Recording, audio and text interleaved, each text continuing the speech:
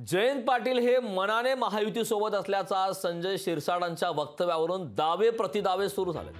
संजय शिरसाटांच्या दाव्यावर बोलताना उगाच अफवा पसरवून काही उपयोग नाही। ज्यांना जायचं होतं ते डरपोक होते, आता जे थांबले आहेत ते एकनिष्ठेने राष्ट्रवादी सोबत आहेत असं संजय राऊतांनी म्हटलं। तर सर्व गोष्टींबाबत आपण अनभिज्ञ आहोत। शिरसाटांना आणखी खोलात जाऊन विचारावं म्हणजे मला जी माहिती नाही ती कळेल असा टोला संजय राऊतांनी संजय शिरसाटांना लगावला। जयंत पाटलांनीच हा प्रस्ताव पुण्यात दिला होता की आपल्याला आता भाजप बरोबर जायचं आहे। त्यासाठी झालेल्या बैठकीमध्ये ही सर्व चर्चा झाली होती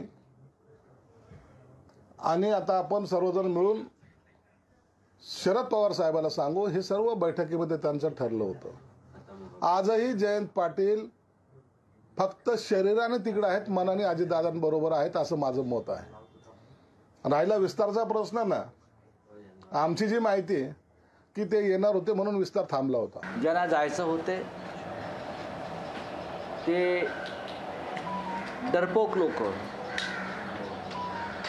बेईमान लोक निघून गेले आणि जे आता थांबले आहेत एका निष्ठेनं, मग ते शिवसेनेमध्ये असतील किंवा माननीय शरद पवार यांच्यासोबत असतील, त्यांना विविध आमिषं दाखवली जात आहेत, त्यांच्यावर दबाव आणले जात आहेत। पण आता जे आहेत हे अत्यंत निष्ठावान आणि मर्द लोक आहेत, तेव्हा अशा प्रकारच्या अफवा पसरवून काही गोंधळ वगैरे होणार नाही। त्यांनाच विचारा ना, मी अनभिज्ञ असणाऱ्या गोष्टीवर मला का विचारताय?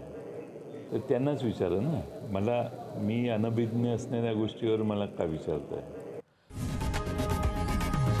लोकशाही मराठी ऐका, पहा, जागरूक रहा।